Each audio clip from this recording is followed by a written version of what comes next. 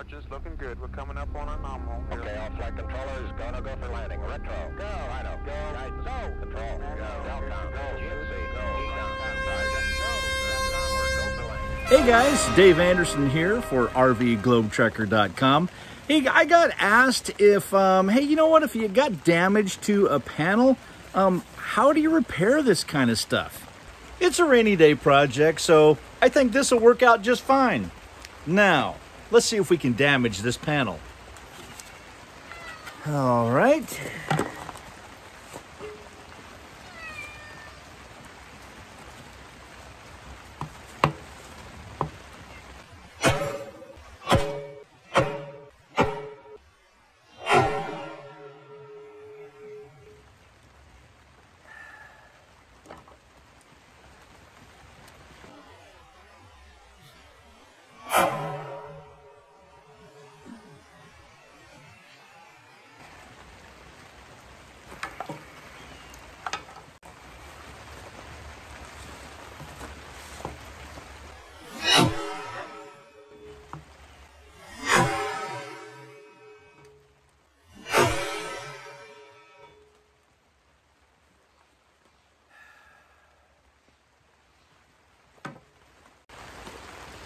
Well, it appears as though first I got to find a way to damage the panel.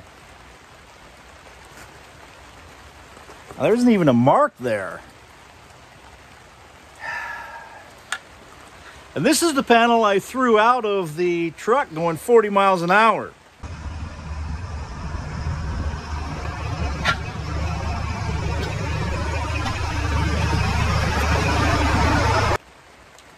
I can't even penetrate it.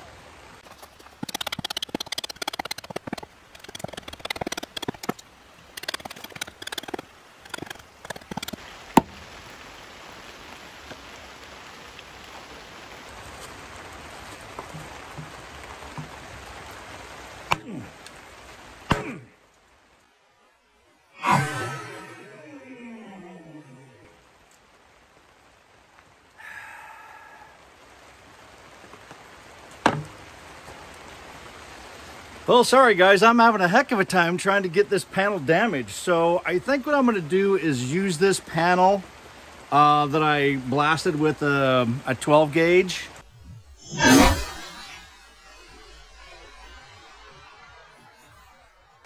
And let's see if I just can't fix this. All right, so I'm going to tear this apart, get it glued back together, and we'll fix this hole. How about that?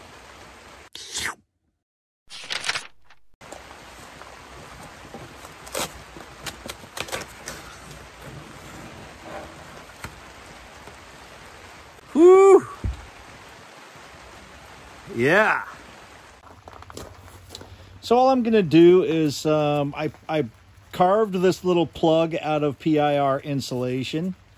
And it's because I've evacuated so much when I shot it with a shotgun. So this is just to fill the hole. Push it in about right there. That's all I need. Okay, next step. So you can pick up this type of Bondo. It is fiberglass Bondo, and you can pick this up at Walmart. You can pick it up at any automotive store. A little bit of hardener. That's really all we need.